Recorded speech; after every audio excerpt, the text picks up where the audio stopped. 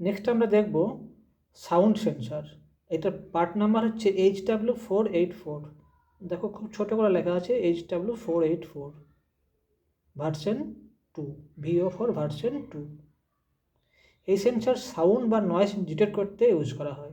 যেমন ধরো clap sound বা লাউড নয়েজ, এই সমস্ত সাউন্ড ডিটেক্ট করার জন্য এই সেন্সারটা ইউজ করা হয়। এই সেন্সারে 3টে পিন আছে। নর্মালি এটা 4টে পিন আছে, কিন্তু এখানে আমরা 3টে পিন ইউজ করব।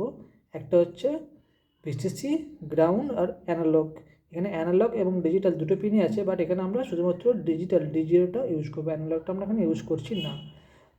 ভিসিসির সঙ্গে আমরা কী করবো, 5 ভোল্ট দেবো, জিএনডির সঙ্গে কমন গ্রাউন্ড দেবো, এবং ডিজিটাল আউটপুট পিন যেটা আছে এই সাইডেরটা, এটা আমরা অর্ডিনোর যে কোনো একটা জিপিআই পিনের সঙ্গে আমরা ইনপুট করব।